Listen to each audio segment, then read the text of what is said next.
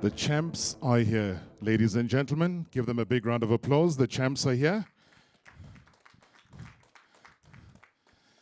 And on behalf of Toyota South Africa, I would like to officially welcome each and every one of you here this afternoon, esteemed guests, members of the media, to the spiritual home of South Africa's most loved automotive brand.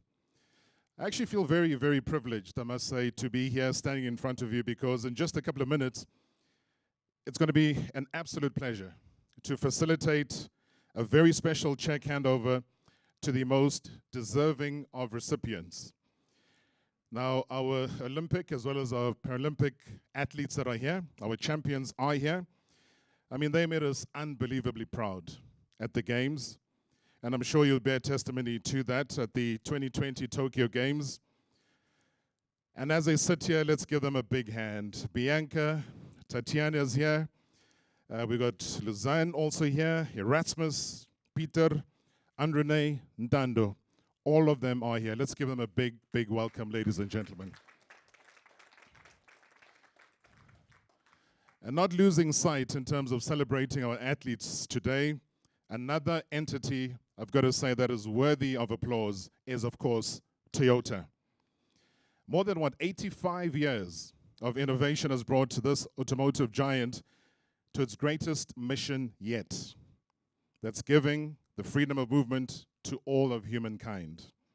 And that is why Toyota is the official worldwide mobility partner of the International Olympic Committee as well as the Paralympic Committee. It's all very nicely packaged under the global marketing campaign, Start Your Impossible. Mikey Peterson drops in with a clean carve off the top. You could be me! Me? Actually, you could be better than me. You could empower more girls than me. It's got more victories than me. You could be the man I always dreamed I could be. Naho. Naho. It's game time. I get it. You're scared. Not gonna make it.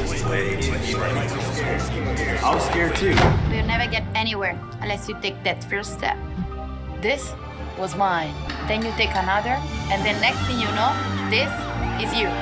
And you're conducting an orchestra in Sydney. And he's in London. Look, if I can make it here, and I came from here, Just imagine how far you can go. Because you don't need to be amazing to start, but you need to start to be amazing.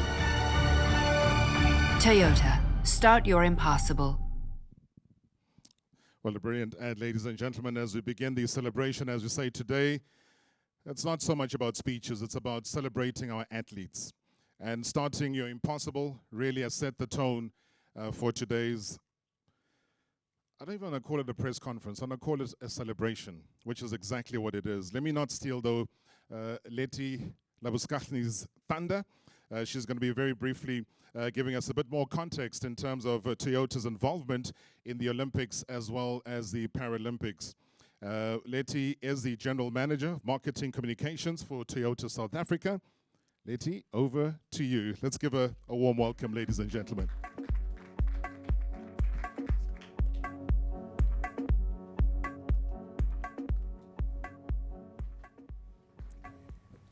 Good afternoon, ladies and gentlemen. On behalf of Toyota South Africa Motors, I would like to welcome you all to today's celebration. To our Olympic and Paralympic medalists, their families, as well as the structures that supported and facilitated the journey up to Tokyo 2020 Games.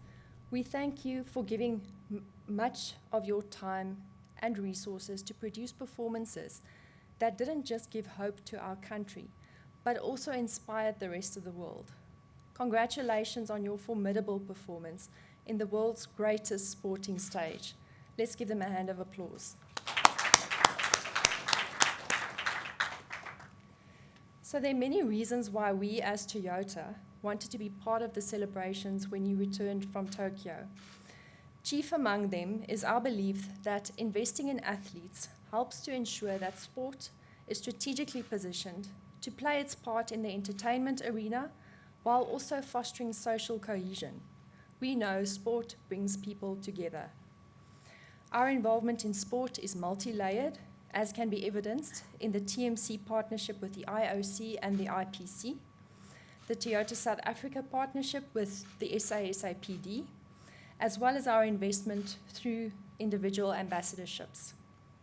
From a global perspective, it was in 2017 when our parent company, Toyota Motor Corporation, announced that Toyota would become the official worldwide mobility partner of the International Olympic and Paralympic Committees up to 2024. As a global partner, Toyota is committed to encourage the creation of a peaceful society without discrimination through sports, as well as to promote a sustainable society through mobility. Toyota believes that mobility goes beyond cars. It's about overcoming challenges and making dreams come true, which is encapsulated in the company's Start Your Impossible corporate initiative. This initiative is the basis for Toyota's transformation from a car company to a mobility company. From a local perspective, Toyota South Africa and the SASAPD, which is the South African Sports Association for the Physically Disabled, are well into the third year of our partnership. This is to promote some of the sporting codes offered at Paralympic level for athletes with disabilities. An interesting fact is that out of the 7 Paralympic medals, 6 came from athletics, which is a sport offered by SASAPD. And most of the Paralympic medalists also participated at the Toyota SASAPD National Championships earlier this year. Our involvement with SASAPD is so much more than just the sponsorship of the Games. It also involved the donation of 2 quantums to deserving SASAPD affiliated schools over the partnership period. With this, the overall goal was to leave a lasting legacy and to contribute to social upliftment. We are both thrilled and humbled that one of our ambassadors, Ntando Mahlangu, had set the world ablaze with his performances at the recent Games. To him and his fellow compatriots, Tatiana, Bianca, Andrune, Peter, Luzanne, and their respective guides, as well as Cheryl. We'd like to tell you that you have represented our nation with great distinction and pride at the Tokyo 2020 Games, delivering performances that uplifted millions during a difficult time for the nation. You've helped us become South Africans together under the green and gold. And there's something special about that, when all creeds are celebrating together under the same proud flag. That's exactly what the Olympic and Paralympic spirit is about. We also acknowledge that some of you are holding down full-time jobs or even studying at the same time. You also try to make time for your families and contributing to meaningful causes in your communities. Doing all of this with endless hours of training is quite inspirational. Well done to you all. On that note, please allow me to also recognize the presence of Muki Grobelaar, President of SASAPD, Patience Shikwambana, Chef de Mission of the South African Olympic team, as well as Leon Fleischer, Chef de Mission of the South African Paralympic team. The role, please give us a round of applause. The role you and others played in the general well-being of our athletes cannot be undervalued. We thank you for your contribution. And then lastly, I'd like us to pay tribute to all the other Olympic and Paralympic athletes who fell short of the podium finishes at Tokyo 2020 Games. We are honored that they represented the country in the best way they could, many of them very close to medaling. We're truly proud of their endeavors and courage to stand on the world stage with the greatest. In the words of American writer Mary Ann Radmacher, courage doesn't always roar. Sometimes courage is the little voice at the end of the day that says, I'll try again tomorrow. Thank you, ladies and gentlemen.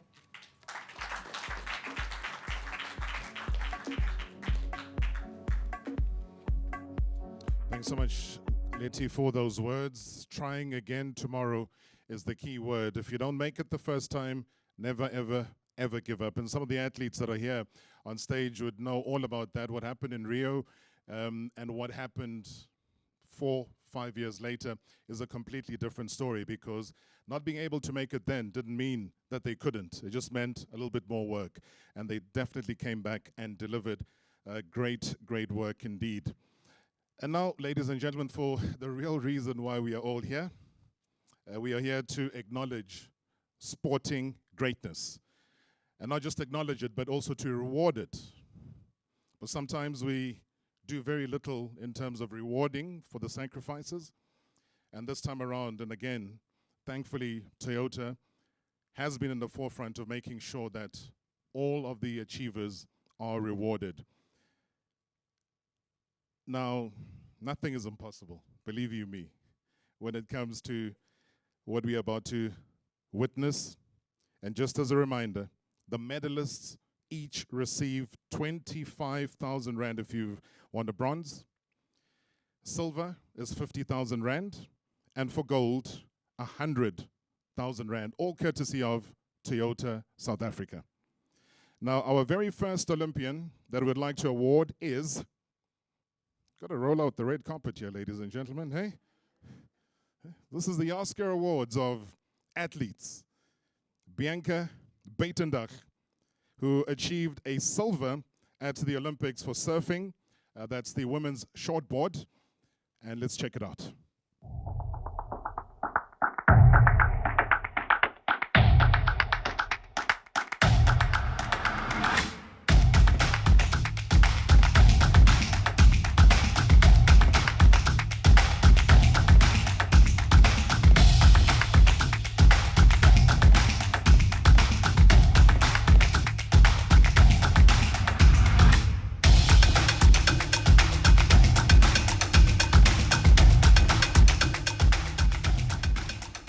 Step forward there to the barking, please. Letty will come through and help us with that. Bianca, ladies and gentlemen, receiving her check and also just taking a couple of photos with that.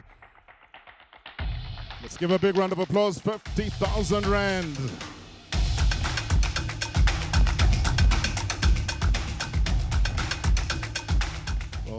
Well done indeed, Bianca. Next up, ladies and gentlemen. Oh man, I remember this moment because as the country's flag was raised at the podium and tears started welling in the tears and in the eyes, and I think tears around the country for all the major supporters. Tatiana Schoenmaker, as you know, a double Olympics medalist, holder of the latest world record for swimming. That's the women's 200-meter breaststroke. Yeah, of course, give a big round of applause for that. And of course, she received a gold medal for that. She's also bagging the silver in the 100-meter women's breaststroke. Ladies and gentlemen, let's check it out.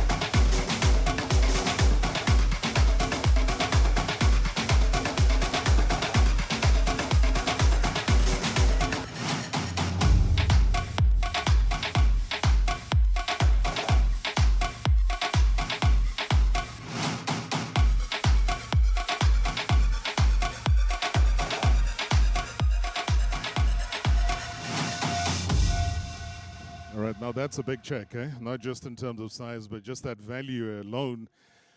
Tatiana, ever so proud indeed of the great work that you've done. Okay, we're just going to pop something on the screen so that, yeah, there it is. Thank you so much for that reminder. 150,000 Rand, ladies and gentlemen. Sure. Early Christmas, hey? But well deserved, well deserved. Give a big round of applause. As I said, not only just gold, but it's about the world records. And I think on the one occasion I wasn't able to watch the swim. I had to rely on Penny Haynes' Twitter page for the updates, because she was extremely proud of you given her achievements as well. So certainly one for the record. And now for the Paralympian winners. And unfortunately, Cheryl James couldn't be with us here today. So in absentia, she receives a check for her bronze medal in the women's 400-meter T37. Let's give Cheryl, ladies and gentlemen, a big, big round of applause.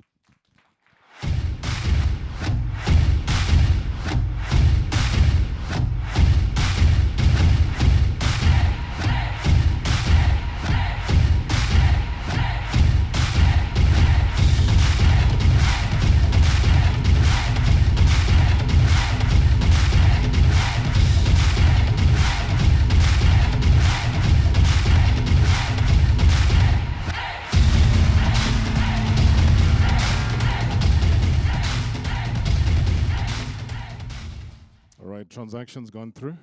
Thank you so much, Cheryl. Come to me if anything is a problem. Now, the next award, ladies and gentlemen, goes to 3 individuals. Incredible stories of the Paralympics. Lizanne Coetzee receiving a check for the 2 wins, a bronze in the women's marathon T12, and also silver in the women's 1,500-meter T11. It also gives me a great pleasure as well to present Lizanne's 2 guides. Now, Klaus Kempen, as well as Erasmus Badenhorst, with checks. They're also going to get their checks for the invaluable support that they provided to Lizanne. Klaus wasn't able to attend today, but we are very, very privileged as well to have Erasmus with us today. Well deserved, the 2 of you. We'll deal with that in a second, but let's have a quick look here.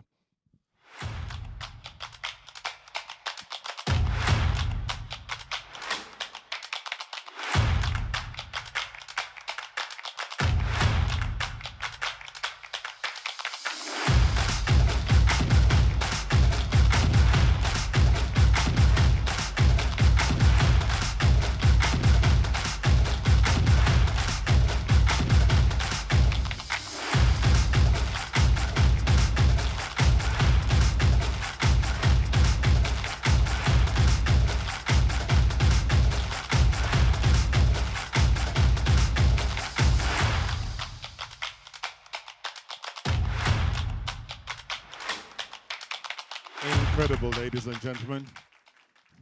Unbelievable achievement. Erasmus, if you can, please help us. Step forward. You also get rewarded. Zan as well gets rewarded for an unbelievable achievement, ladies and gentlemen. Let's bring the roof down. Let's give them a big, big round of applause.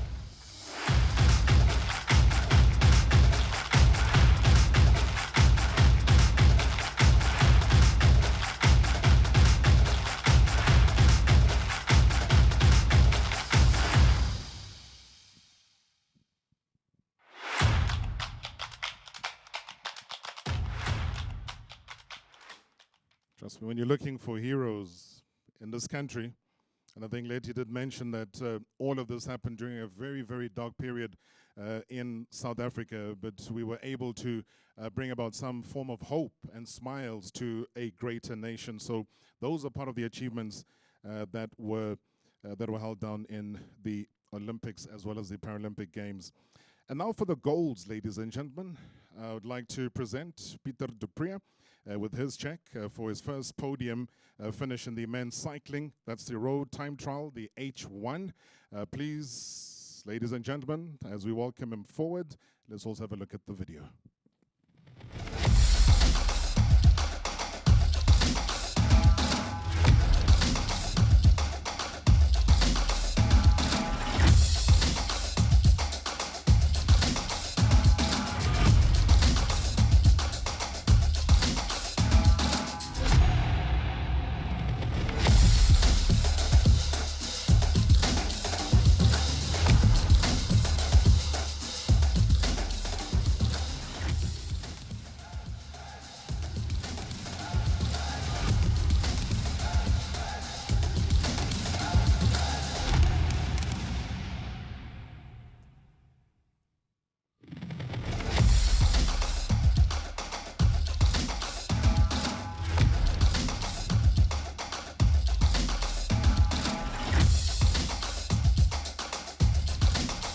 That, ladies and gentlemen, is gold, 100,000 rands. Peter, well done, well done, well done, well done. Now, Andrene Veyers, well, it's your turn. It's time to turn the spotlight on you. Also getting gold for the SA team in the women's 400 meter, that's the T47. A big cheer as well for Andrene.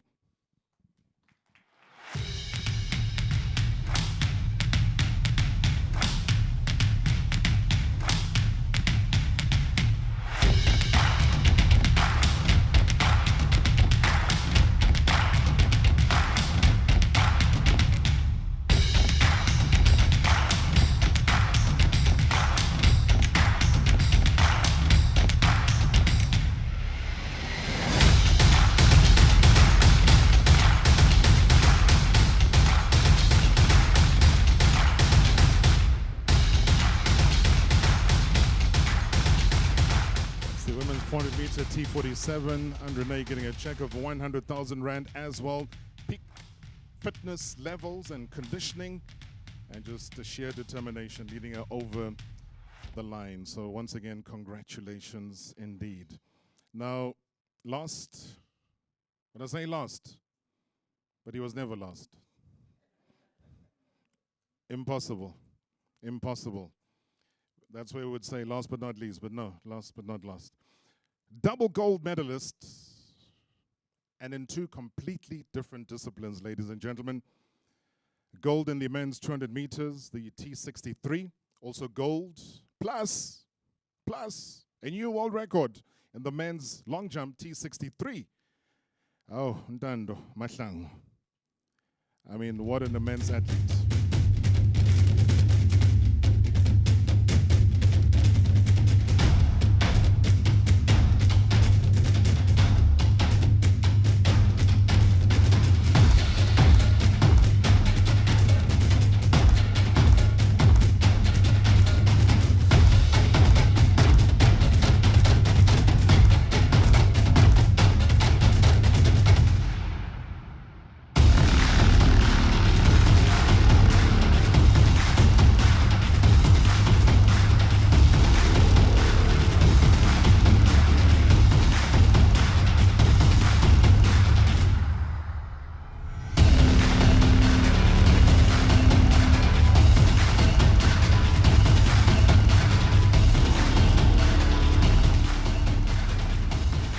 I'm sure you could all see Ntando admiring Ntando. I think you couldn't believe what Ntando was doing there on screen. Eh? So the real Ntando is up, ladies and gentlemen, an immense check of 200,000 rand for double achievements. Not only setting the world record, but also just inspiring an entire nation. I heard people early on talking about how shy he used to be. No shy guy achieves that. That's a determined guy achieving all of that. So congratulations. Letty, thank you so much indeed. Thanks as well to Toyota. And a final round of applause for all, ladies and gentlemen, all of the medalists that are here. Record holders, record breakers. And before we open up the question and answer session for our athletes, I'd also like to formally close off the session with a very, very special ad. Now, this ad was produced right here in South Africa about Ntando Mahlangu, South Africa's newest star athlete, and is also a very proud Toyota ambassador.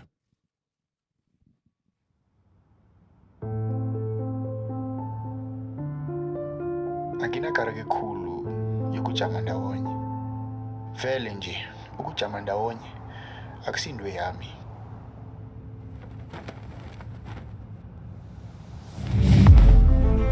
Angikusabi ukupalelwa nobuhlungu. Nakuza ubuhlungu ngithi, oh, you again.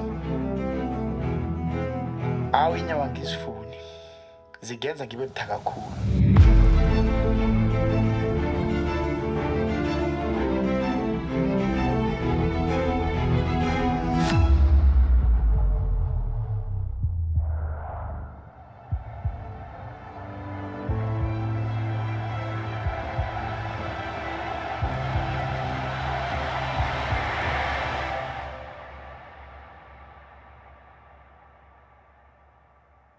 When we are free to move, anything is possible.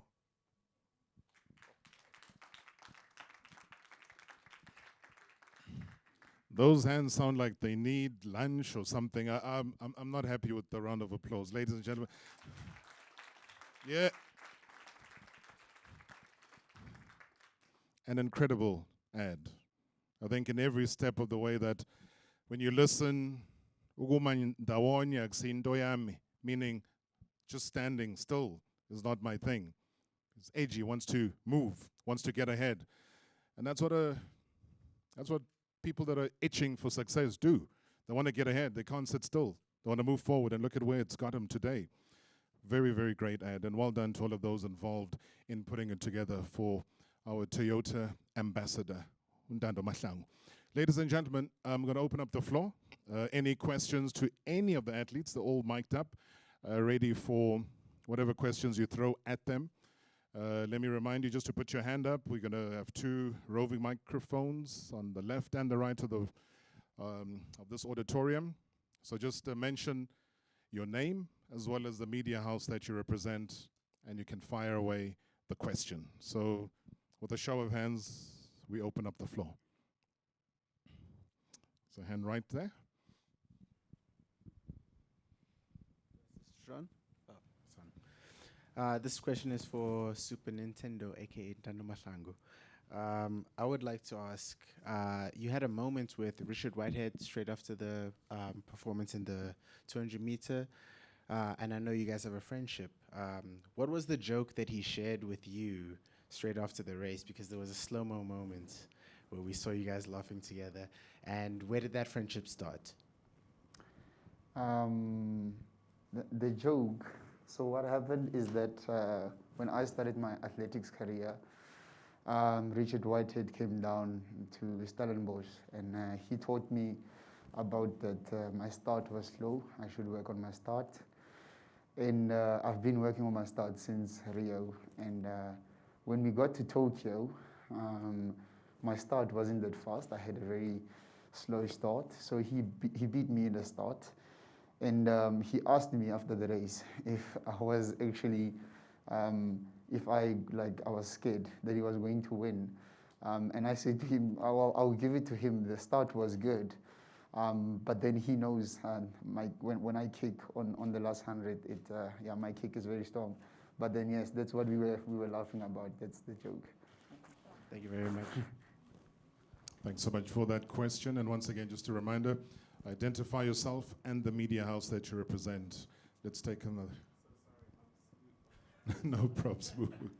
I'm Slew from Mix 93.8 FM. Thank you very much, Ntando. No problem. No problem.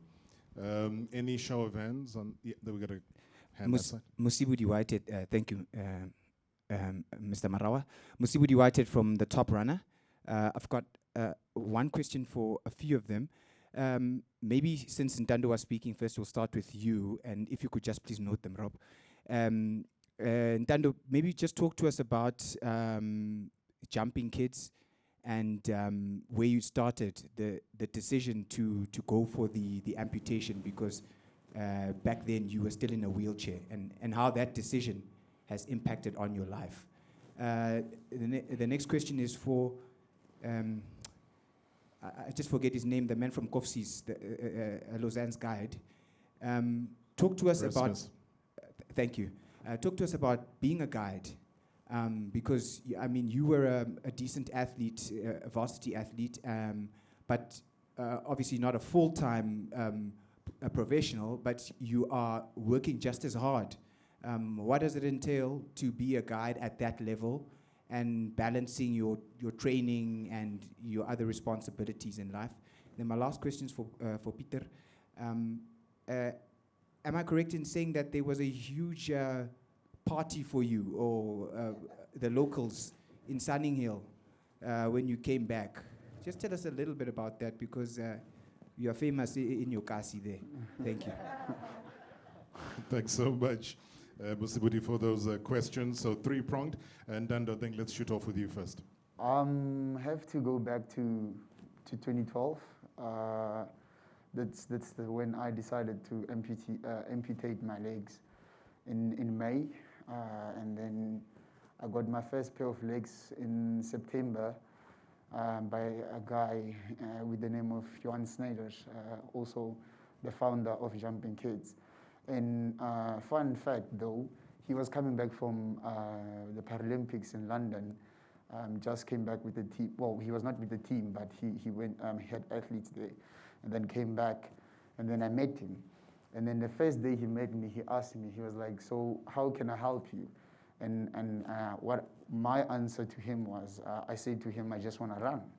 And that's the reason why I'm always on my blades, because then we started that movement back in 2012, that he's gonna fit me with blades and not with normal feet.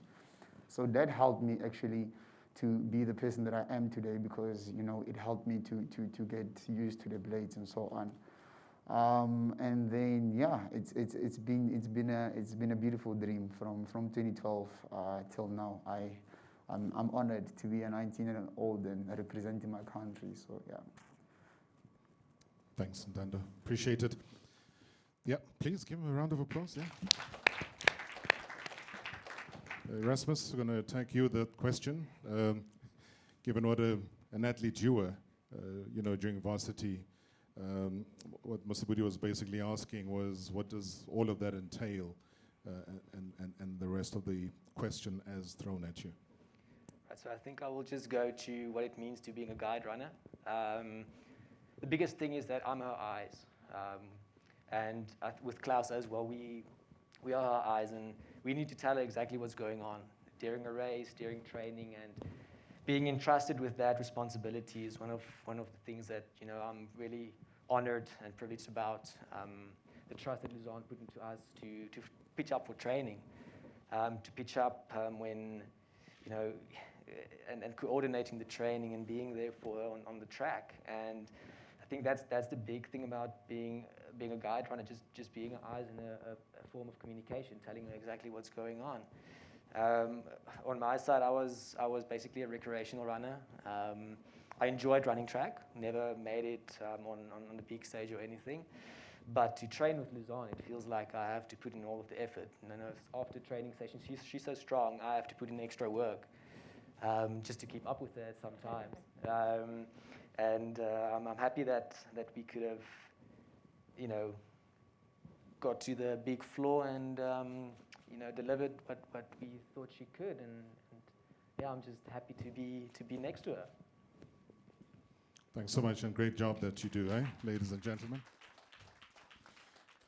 Peter. Sorry to jump in, Mr. Marau. Yeah. Just maybe Lausanne on that as well. Sure. In the race itself, their communication. I mean, I imagine maybe as he's saying he has to put in more, and she says, right, I'm ready to go now. And he says, no, let's hold on. There's however many people in front of us. Okay. I don't know. Maybe they can talk to us about the races and how they were communicating. Oh, perfect. Yeah. I'm sure Lausanne wouldn't mind that. Just the back and forth communication, really. Yeah. We've had his version. What's your version? Yeah, so like Erasmus said, he is my eyes in training, with time splits and so forth, but also on the track on the day when the race is happening. So it's exactly that. So he would say, okay, we need to pass here. Can you go? And usually I can only respond in one-syllable words because I'm working hard because I'm racing. So I would just say yes or whatever. But it's also, a lot of it is non-verbal, because when we warm up, you tend to, because you're tethered to somebody else, you can actually feel how they're feeling. So he also knows, okay, she can go now. And then he would say, go, and I have to go. And then I can't be asking questions such as, why now, So on the track, it happens quite fast. So when he says go, I go. Yeah, so he would say stuff like, okay, we're going to move up from 4th to 3rd and then from 3rd to 2nd or whatever. But yeah, he's my eyes on the track. And he's always been fit, right? Yeah, he's always been fit. Thanks so much, Lizanne. Peter, let me come this side. Thanks. Can you? Yeah, so I must say, look, I'm not a guy who cries very easy, But yeah, when I drove I live in Sunninghill, and they organized behind my back, obviously, that the Civica guards, the guys who sort of the main guards in that area, they sort of had this parade going into Sunninghill Gardens all the way up to my house, and all the people that live there, I mean, I obviously train a lot in the area as well. They came out, and I mean, it was incredibly humbling and special to drive in there, and like it was probably a K and a half of people on the side of the roads all the way up to my house. And yeah, I must say, look, when that happened, tears were flowing, and the reality really sunk in, and what this means. So yeah, that was incredibly special, and for me it was a privilege to experience that, but also to feel that, I always say, you make a difference in people's life, and even if it's a difference just to one person, you've done your job, and then to come into that and see that in these times, our country finals, and that gave me hope, so yeah, it was very special.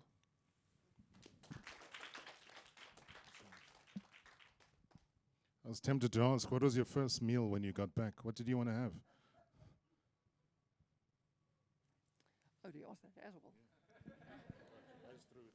Oh, my first meal was krummelpap and braai with some sauce. So you don't find that in Japan. So for me, that's my favorite meal anyway. So yeah, I was a bit depleted from that. So really enjoy that. Thanks for being a sport, man, Peter. Big round of applause. True champ. All right, I do believe there are more hands. Let's go ahead. Thank you, Prarob. This is Vuyo Makoba from Power FM. My first question goes to Bianca.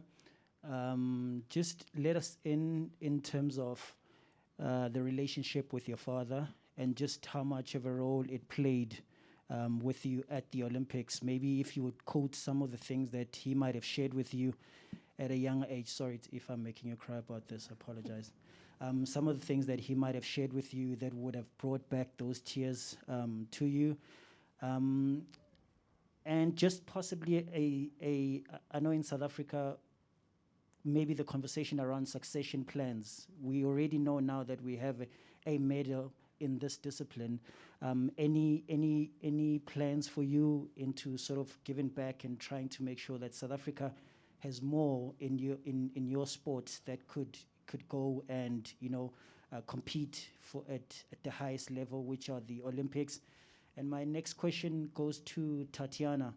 I'm thinking now to Paris, because sort of the distance is shorter than any other period. A lot of science will need to come into how you sort of manage your schedule and your program. From going, whether you continue with the momentum that you have now versus trying to manage it so that you don't have a burnout prior to this. Had a conversation with Alan Fritz about this a lot, and I just wanted to get your sense if there's already a program, and how you're working it out with the period sort of being shorter to Paris. Thanks so much, Vuyo. Appreciate the questions, dual questions there. Bianca first, relationship with your father. Thank you for that question. I think a lot of times, is that fine? I think a lot of times we focus on the success, and it's good to celebrate, but even just watching Ntando's ad, I was already in tears, so it's just an emotional day, I think. But we all go through personal hiccups, trauma, tragedy, and I'm sure I'm one of the whole stage today to share in mine, but I just think that it's all about resilience, really, and I think we all proof that vastbyt en gebed will get you to the other side. And I was obviously lost my father, but I had a wonderful father figure for many years in my life, so I didn't lack in that aspect. And then going on to your second question about talent in South Africa, I just think if I can do it, seriously anybody can.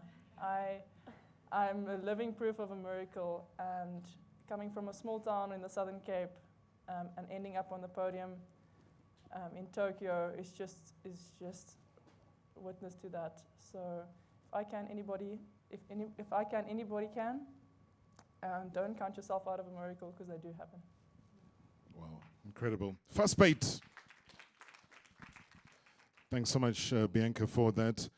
Tatiana, from your side, I think a great question in terms of the shorter time available between now and Paris. You'd always wait in cycles of 4 years. Now it's a shorter period. How do you then overcome potential burnout? Yeah. Sure. My coach even said I need to get a Twinix sponsor because I cried so much. So yeah, it is. Obviously, it's 3 years, which is amazing. It's not 4, so it's a shorter time. And I'm a little bit older, but I can only do what I do best and trust the program and trust the team that I work with. So it's been working so far. We're not going to change anything. It worked now, so it will work then. And obviously, I went there to give my best. I didn't go there to win a medal or try and break a world record. I did there to give my best, and God literally did the rest. So for me, I'm going to give my best to get to Paris, hopefully. And whatever happens there, it's all in His hands. And I really trust that I'll make it till there. And I don't know how far I'll still go in my swimming career if I end up swimming until I'm 40. If that's the plan, then that's the plan. So for me, I can only just put my head down and give it my all. Great stuff. Thanks, Tatiana. Appreciate it. More questions, I'm sure. Where's the microphone at now? Okay. Let's get it to the middle, and then I think there's a hand slightly behind there. Thanks, Rob. My question is a follow-up from Musibudi's question about Lausanne and her guides. We saw in the marathon Lausanne where towards the end of the race, just outside, I think, the stadium, you and Klaus took a bit of a break, I think it was. Can you talk us through what was happening in that moment? Because at some point it looked like one of you was injured. Initially you maybe, or then Klaus as well. Was it just a break to say this is it, or what was happening in that moment? So this has been quite funny for the last 5 days. Klaus was cramping. So about at the 40K mark, he started telling me, sure, I have a bit of a cramp, but don't stress. We're going to be fine. And then we walked a bit, and it was gone. And then just before we entered the stadium, it bit a little bit. And then we just stopped, and he just stood, and then it went away, and then we went into the stadium. So he was actually just cramping a bit. A little bit of a cramp. Nothing wrong with that. Nothing to be too panicked about. Yeah, fortunately it worked out for us that we had the time to stop. I think we really were very blessed, just with the whole marathon. It was a good day. The conditions were fantastic for everyone. And the race just went absolutely according to plan. And that is a lot of that credit goes to Klaus with he's got a lot of experience. I think he's done 14 or 15 comrades marathons. So he's got a lot of long distance experience, and that pulled us through on the day. Incredible tenacity. Thank you so much, Lausanne, for that. And just a quick reminder, I know my colleagues, but just to identify yourself in the media house, just for the record as well. But let's take more of the questions. Okay, the mic is here. Hi, Zian Sims from Smile 90.4 FM in Cape Town. I've got a question for Tatiana. You hit the ground running in Tokyo. What do you think you did right in terms of preparation? And then for Bianca, surfing is going to be in Paris 2024. Do you have another ambition for another medal? And how will your preparation differ now that you have the experience of an Olympics? Great stuff. Tatiana, you go first. Yeah, can you actually ask that question again? Sorry, I was focusing on that question. Oh, the preparation, yes, sorry. So obviously, we were all going through a tough time, and COVID has been really hard on our country and to the whole world. And I think I didn't change much of the preparation. I think we knew everyone in the world was going through this pandemic together, I think that just eased most of our athletes' minds, especially sitting up in lockdown, not being able to train or anything. So just, trusting the process and that it will all work out for a reason. And I mean, it doesn't feel real. It doesn't feel like I just came back from the Olympics. It almost feels like just another gala. And I think that was the amazing part, is that pressure wasn't on us as much. And I feel like for me to just be at the Olympics was an amazing achievement. So for me to just compete and be there, I could have walked out there with the biggest smile on my face. So being one of those lucky athletes that get to attend the Olympics is already special. So for me, that was where my preparation got me. So I wanted to go to the Olympics so bad, and it's such a big dream of mine. And I was there, and the rest is up to, we all gave our best. Everyone had different outcomes, but you can't say that no one tried their 100%, and that's the amazing part about it. Thanks, Tatiana. Bianca, just from your side, for the next Olympics, just in terms of your ambition for another medal and the preparations as well. I'm actually officially retired. But in saying that, we really start sport young. We start at competitive at 8. Internationally, started competing at 13. So it's been a good ride, a wonderful experience for closure at the Olympics, but never again. I just think it's opened a world of opportunity, and I'm so grateful for it changing my life, literally. But it's just time. I just know. When you know, you know. It's time. I'm open for other requests, and I'm excited for the next season in my life, but I won't be spending an unhealthy amount of hours on the beach anymore. All right, official retirement right there. Go to the bang. Hey? Big round of applause. She is an achiever. Hey, that's why she's here. But it's not the last that we're going to be seeing or hearing of you. That much I know for sure. All right, let's take more questions as we reach the final 8 minutes available. Okay, sorry, the lights are in my eyes, so yes. Go ahead, Bo. Khotso Sillo from Newsroom Africa. This one's for Ntando. Developing a long jump technique in a space of 6 weeks. And, being able to grab that gold. And was it as Aina your landing as it looked?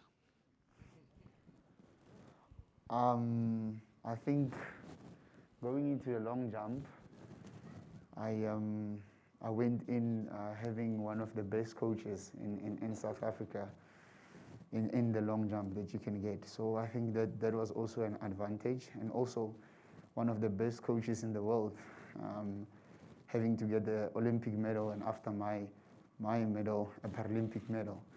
So, I won't give the credit to myself. I think I have to give it to my coach. Because we, like you said, we were working for 6 weeks behind the scenes. No one knew about the long jump, and that's what we wanted. We wanted to go in as the underdog.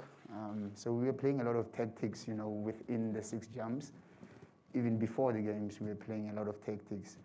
And, coming into the first jump, jumping at 7 meters, it played with the guys' heads, and that's what we wanted. We wanted them not to be relaxed and thinking about me the whole time, and it helped me because you could see with the jumps that's not what the regular jumping. So it helped us. So I'm like, I have to go back, to what I was saying. I'm very grateful for my coach. To answer the Aina part, there was bar Aina. It's very funny because in the 6 weeks training for the long jump, we didn't land in the sand.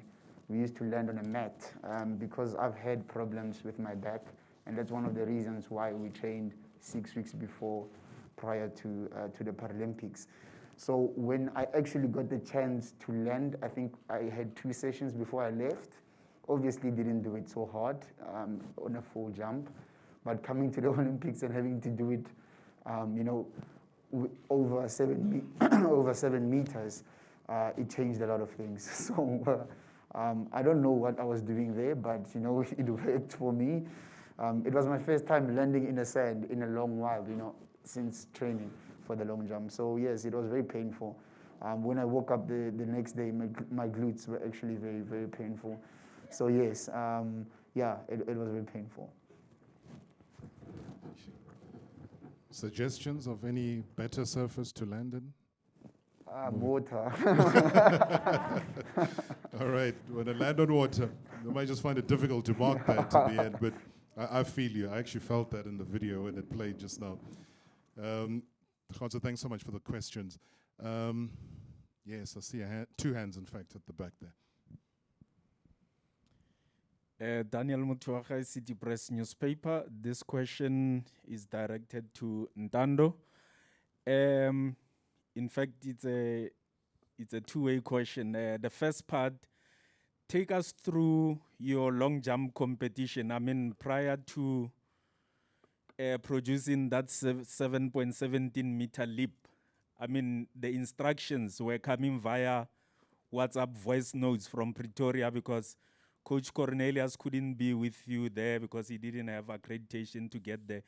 Take us through that moment. And then, secondly, as a rising star already, I mean, you are an icon in the Paralympic movement and, you know, sports in general.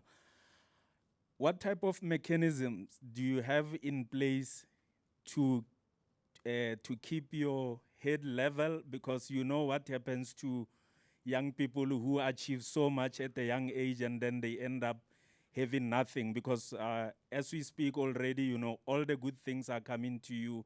The rewards are big. And then, you know, I can't say much about what's in the loot there because the millions are just coming in. Thanks, Daniel. Yeah, no wonder your nickname is Trompies. Good questions, though. Well, I'll just jump to it about the long jump. On the last jump, my coach didn't give me instruction anymore, but he said to me in Afrikaans, which I won't say, but I'll say it in a nicer way. He said to me I should stop what I'm doing and I should jump. And that was the only instruction I got. We want to hear the original instruction. I give you permission. Coach Cornelius will understand. Well, Coach Cornelius, he said, "Je moet vreesloos wees en je moet spring." But I know what he meant with that because we had a chat about it before. So I know what he meant when he said wees vreesloos. It's actually bad to say it, but he said stop your and spring. So that's the instruction I got from him, and I stopped and jumped actually. The second question. Rising star. That one is I'm actually honored that I'm seen as a rising star. For me, it's a huge honor to be in South Africa and to be part of the Paralympic movement, because I think last year when I was shooting the Rising Phoenix, a thing that I said is that I want to change Paralympics in Africa, not only in South Africa, because unfortunately we are not that well developed in Africa, talking about the continent, obviously in South Africa also, and would love, you know, to create more opportunities in Africa, because I believe, you know, in Africa we really have something special, and also in South Africa we have a lot special. So to answer your question, to make sure that I keep myself down and make sure that you know, it doesn't get into my head, I am helping other children, you know, with the help of Jumping Kids, to make sure that we provide prosthetic legs to people that are, well, to young children at the age of under 18, you know, to give them prosthetic legs, to give them opportunity, not only in sport, but also, you know, just to be themselves, because like that's the opportunity I got when I was young, and I just became myself after that. So if I could give that to a lot of people, a lot of young children in South Africa and also in Africa, I think we'd create that awareness and would create a change in Africa as in a continent, and in South Africa as a country. Thanks, Ntando. Very profound indeed. So Daniel, there's a plan in motion to keep a level head. And there was one more question. Yes, just below you there, Daniel. Thank you. It's Musibudi Whitehead again from the Top Runner. On Renee, my question is for you. I mean, you've won medals before, but you seemed a lot more emotional with this one. Was it more special because it was a gold, or was the process maybe to Tokyo a lot more challenging? We never know what happens until we watch you guys on TV. So how was that process? And then also, I mean, you're from a part of the world in Stellenbosch where there's another big medalist there in Ilana Meyer. Have you had any interactions with her, maybe going into the Paralympics or major competitions? Thank you. Sure. Thank you for the question. Yeah, I think the reason why I was emotional, and it feels emotional to sit here, so it feels like I also need tissues. But I think, yeah, just celebrating each of you, together with the whole Team SA is an honor, and that brings tears. But this one is very special, and the reason for that is I had COVID just a few months before the games, and I had it quite bad. There was 3 days where I couldn't breathe, I couldn't move around. Where I didn't know if Tokyo was a possibility for me at all. Not being able to be healthy and move around, I'm a professional athlete, and COVID hitting me that hard was quite frightening. There was a lot of tears, a lot of sadness, a lot of am I going to be able to run again? Without thinking of having a heart rate on or etc. The list goes on, your head spins around with you and it takes you places where you don't want to go. And it was just incredible how God just really hold on to me in it. Family and friends, and the support was incredible leading up to the games, and that's what I went for. This medal is a symbolizer of what God has done in my life, and that being at the games was an incredible gift for me, facing COVID, and that was why I was so emotional at the games, and just being healthy and being able to be there every single time, walking out on the track and just experiencing, even though it was empty, just being there was the biggest gift that I've ever received, and being healthy, and it just made me refocused on what is important in life as well, and that health is a big gift. So the run was really an opportunity where I ran with him, and the medal is definitely a celebration of that. So that was why I was emotional, and not just that, I think if you know all these athletes and their stories, that's the honor that I, as an athlete, have, is to get to know all of them and know what they went through, and to know their stories from way back, from 2011, meeting them and just knowing them, and new faces, just knowing what makes them happy is something that's really special. Sorry, and then the next question. The Stellenbosch area has got a very wonderful lady of the soil in Ilana Meyer. Were you able to interact with her at any stage? For sure. I have a big passion for road running and for the 800 and that. So she definitely has a big role with EnduroCat that she started there. And I had the privilege to race a few 800s in the beginning of the year. And I really hope that I still have opportunities to also join that and join her heart and passion that she still wants to contribute for young athletes and creating opportunities that they have.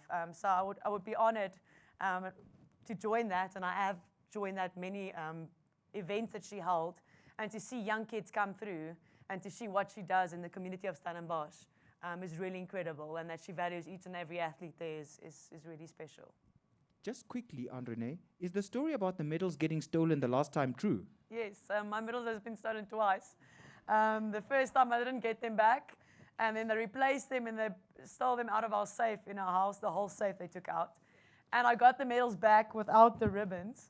So this joke, my family, when I got the gold, my family all messaged me, please keep your medal safe. Please don't put it anywhere strange, keep it around your neck.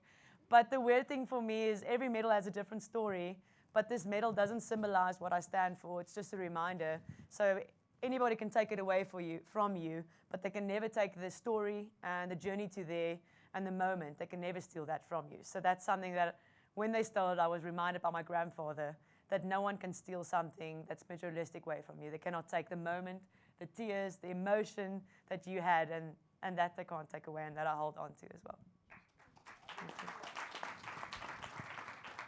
Jeez. And Renee, please keep that safe, man. Jeez. Yes, I will. We don't want any disaster again. I think all the techno geeks that know about Find My Cell Phone could find my medal every 4 years. You know, just put a little microchip in there and hopefully that does gain some traction. But thank you so much. Very inspirational once again.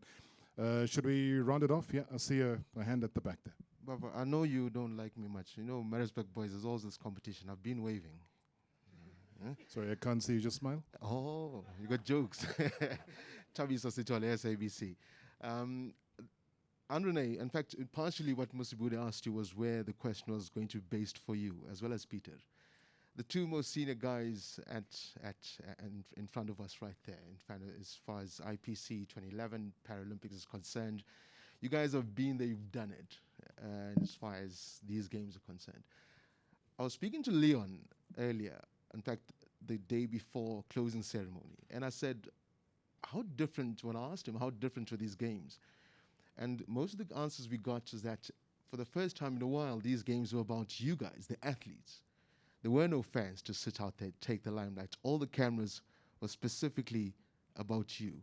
Was that the feel that you guys got down there? It was all about you this time around instead of all the color around how we normally cover Olympic Games and Paralympics. Thank you.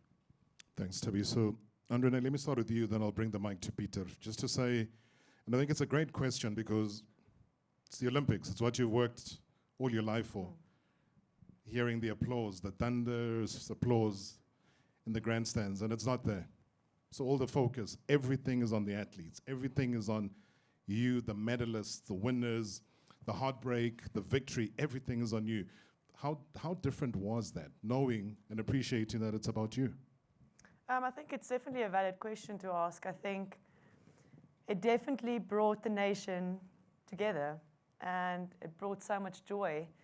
Following the Olympics and the Paralympics, I felt that social media and the stories it was incredible to see how everybody is supporting it. And everybody stood up in the mornings to watch the races. So I definitely think the attention was definitely to the athletes, but not just about the medals and the performances. I really felt that it was different because I heard stories that was incredible. And it brought tears to my heart to know what that person went through and giving it their 100% and sometimes not receiving a medal. To know what they went through is something I found that the Games enhanced for me. And if I look at the Olympics and the Paralympics, that's definitely something that was special for me, is really knowing the athletes. But the empty stadium was something I didn't notice at all.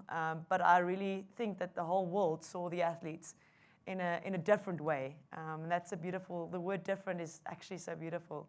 It was a different games as well, with the mask and sanitizing and etc. The list goes on. But just celebrating all the athletes and not just the medals, their journeys to there, and knowing them was something I felt the whole world had, and especially South Africa. The pictures, the stories, it was shared wide across, and that makes me honored that I knew not only the medalists, but so many other stories. Okay, talking about sanitizing, Peter?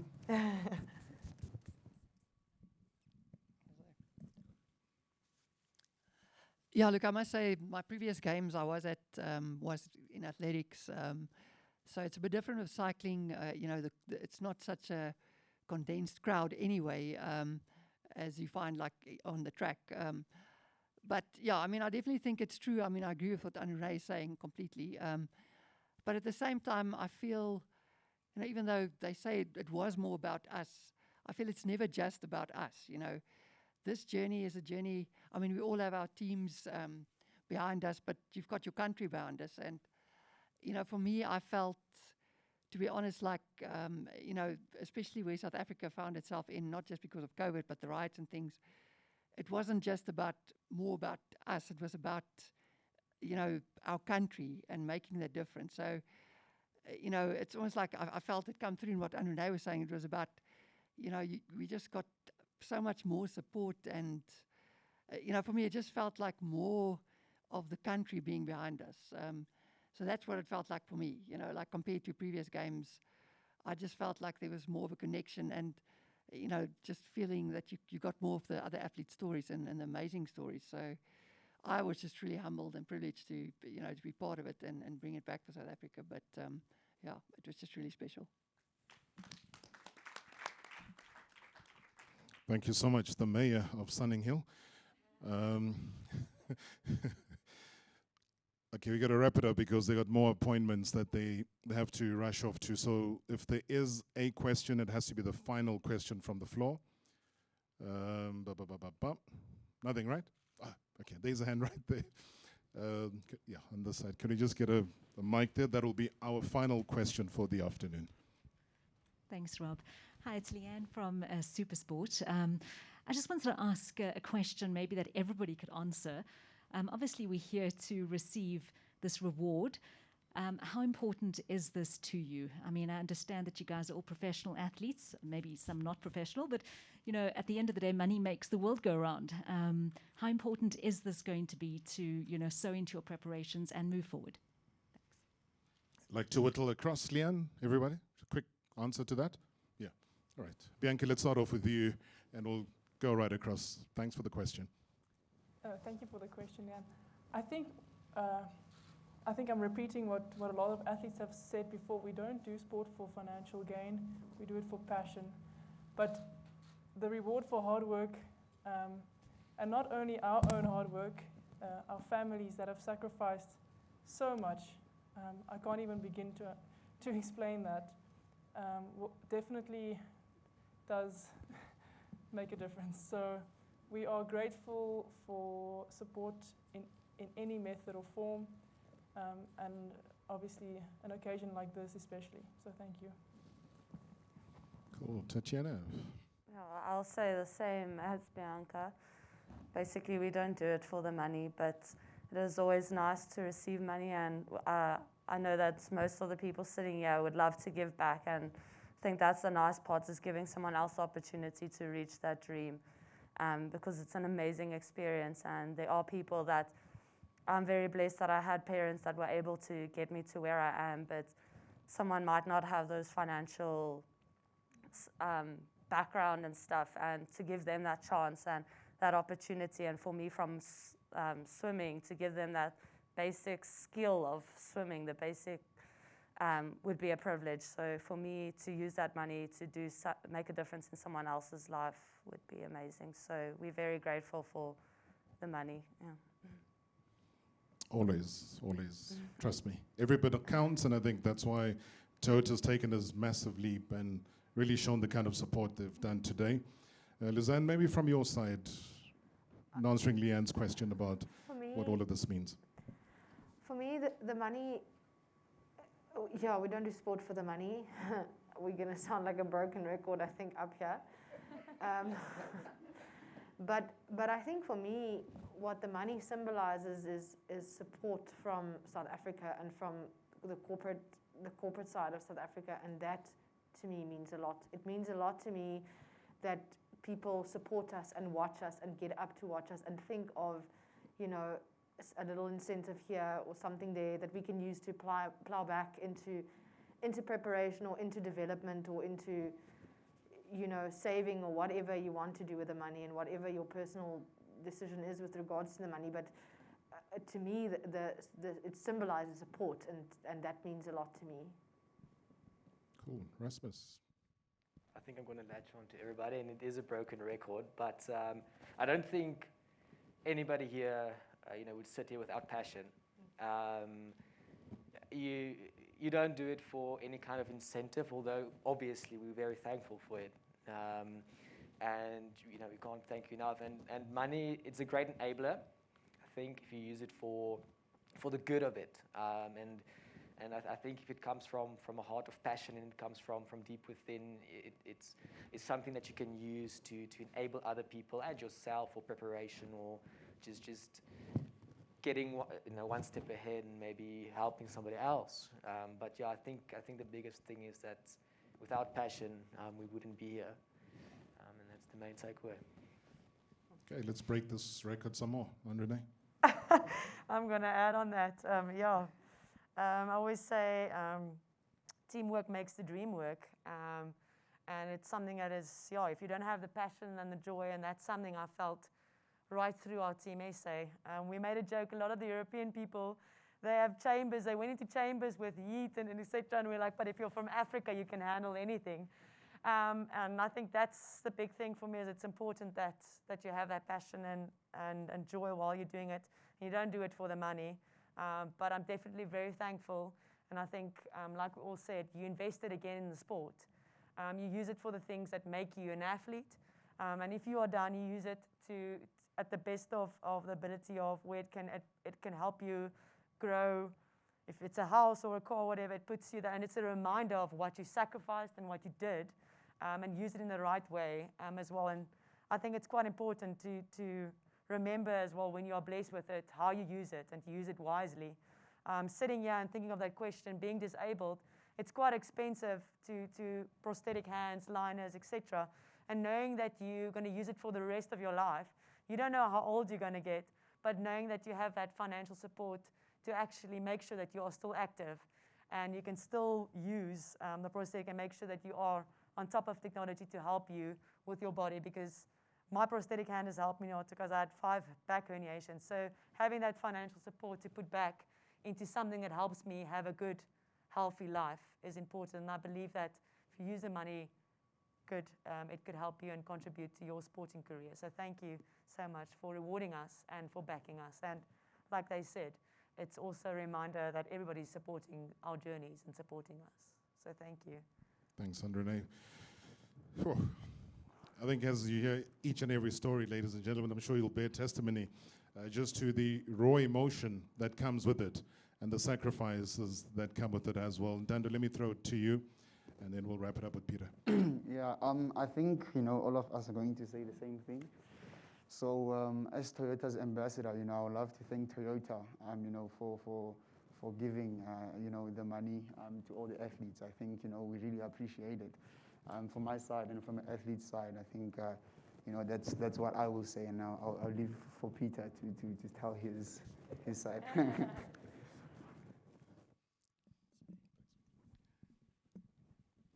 So should I say it? Should I say it?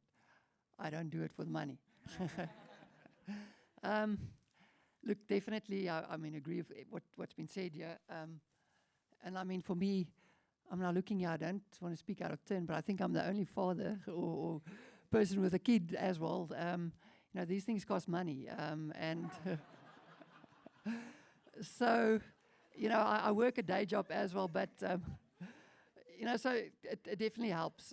But I mean, with what everybody's been saying, you have to use it for the good. And I'd like to believe even without this money, I was already giving back to the sport and trying to get other guys, I go to rehabs, and then, there's actually right now a guy who's like trying to get a bike, and we're trying to find the right bike, and sometimes they don't have enough finances. So, for me, it's about using it in the right places, obviously for your own sport and propelling it and creating more hope for South Africa, but also for upcoming athletes. But then, where you can, to help others to get into the sport. This equipment is incredibly expensive, coaching, those kind of things. So, yeah, I'm incredibly thankful, as all these guys are. Every little bit helps, and, I just hope that, God guides me to use it in the right ways, and use it wisely to make a difference in the best way that I can.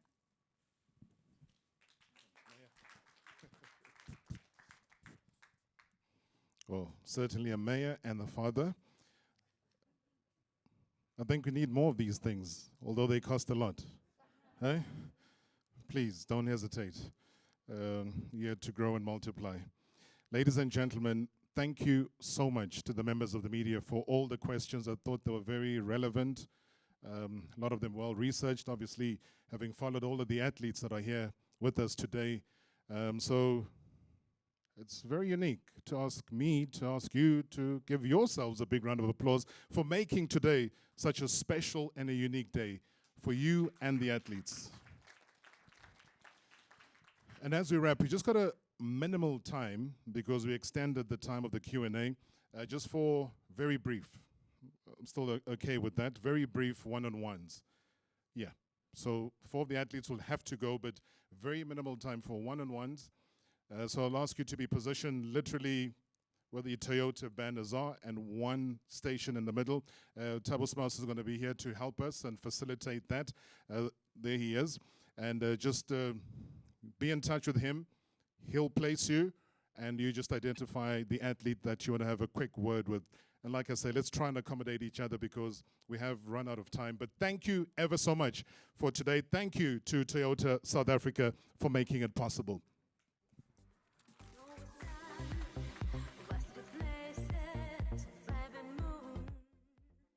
Just a quick reminder as well. Everybody that's about to hit the road, we have put aside some snacks and refreshments.